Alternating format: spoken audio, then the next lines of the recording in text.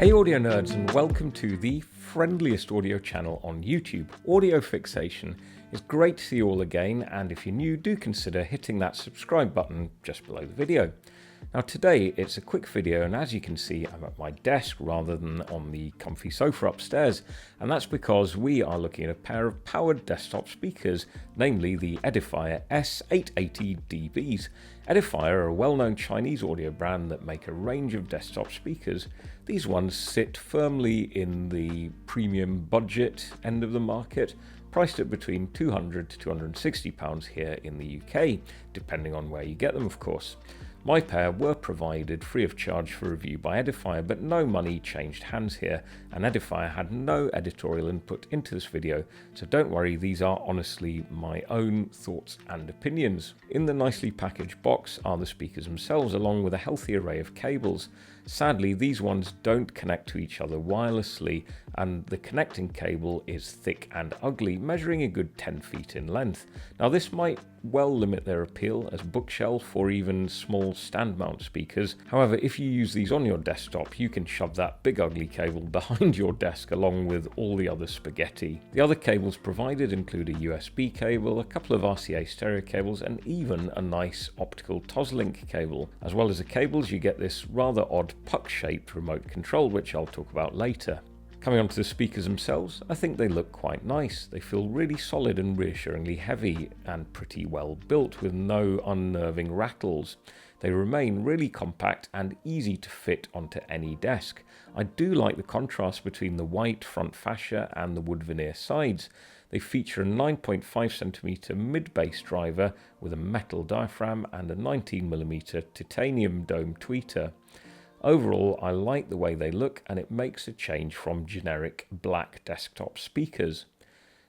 In terms of specifications, these do feature an onboard DAC, which is high-res certified, meaning it can natively handle files up to 24-bit 192kHz over the digital inputs. There is also Bluetooth connectivity for convenience, although that is strictly Bluetooth 4.2 rather than the now standard Bluetooth 5. As these are active speakers, there is a master-slave arrangement, with the right-hand speaker in this case featuring all the inputs and also containing the processing and control options. So let's flip that right speaker around to show you those. The inputs are really nicely labelled and generous. There are two RCA inputs, a USB input, along with optical and coaxial digital options. Rather frustratingly, Edifier have chosen to place the control knobs for volume along with treble and bass tone controls at the back, which makes it really awkward to adjust any of these when the speakers are set up on your desk. So on to the music testing itself, and I primarily use these on my desktop hooked up to my Mac Mini via the USB cable, thereby relying on the Edifier speaker's internal DAC and amp. As you know, I use Roon to play my offline music files as well as stream from the likes of Qobuz and Tidal, and the SD880s were picked up immediately as a Roon-ready audio device.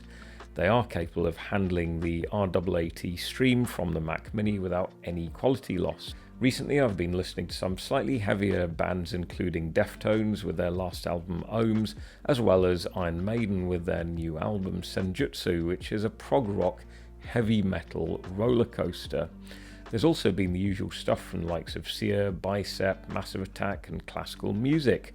I've been particularly impressed by Janine Jansen's latest album 12 Stradivari, which is astonishingly good if you like chamber violin music. So how do these sound? Well, for the price and considering their tiny compact size, they sound huge and fantastic. Essentially, they're very lively monitors that stray towards the bright side of neutral. The bass is all present and correct, and certainly not boosted. It's well extended and nicely textured, but these certainly aren't the last word when it comes to sub-bass rumble.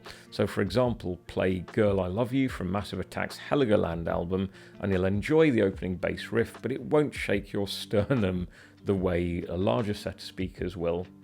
I'd describe the bass as being tight and taut, but not packing a huge punch. If that's your thing, you might want to look elsewhere. The mid-range is really nice across the spectrum, and it sounds pretty neutral to me. There's no harshness in the upper mids, meaning that female vocals come across really nicely with plenty of non-fatiguing detail.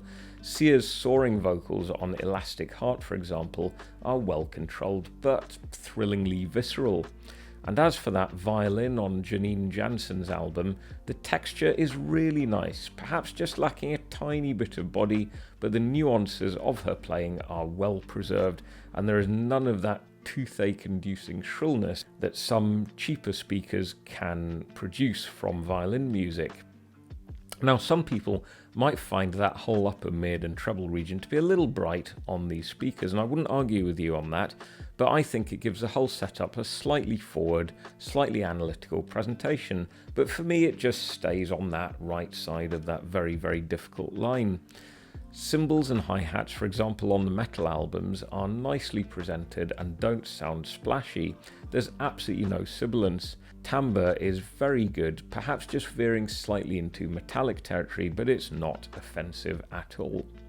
Soundstage, I would say, is only okay. There is some decent width, but not much depth, making it a fairly 2D sound. But imaging, assuming you take the time to set the speakers up properly, is really good. Instrument separation across the mid-range and treble is satisfactory, but some bass instruments can occasionally get a little bit lost in a complex mix. The volume, as I've already said, perfectly adequate for desktop listening. It'll blow your brains out if you turn it on full. They can get really loud without much distortion, which for speakers at this price is impressive. I would say that they'd be good enough to put on small stands and use as a stereo pair in a small room, apart from the fact that you are limited by that butt-ugly 10-foot cable. Now, I tested the speakers over Bluetooth as well from my iPhone, and there were no connection issues, and again I was treated to a nice lively musical presentation. Perhaps there was a lack of cohesiveness compared to the USB connection, but that may well be placebo, and I'd have to conduct a blind A/B test. So overall, no complaints about sound quality for the price. They work really well with music, movies, and are even good for gaming due to the excellent imaging. This odd-looking remote control does let the side down a little bit. It feels really cheap and plasticky, and as you can see, it takes no stylistic cues from the speakers themselves. It also has an extremely narrow line of sight to the right speaker, and unless your aim is really good, you'll get no response from mashing the buttons. There are some predefined EQ options cited on the remote control itself, but they all sound like hot trash, so avoid, avoid, avoid. So overall for me, these are a solid recommendation for a sub £300 set of really compact active desktop speakers. There's a lot of tech crammed into those tiny boxes, and they're extremely versatile with regard to inputs. You'll get a better sounding pair of passive speakers for the price, obviously, but you'll then have to factor in the cost of a DAC and an amp combo, which all adds up. So those are my thoughts, guys. Solid recommendation, not quite an award winner. Let me know what you think in the comments section below. It's always great to hear from you. But for now, that's it. I'm signing out. I'll see you in the next video.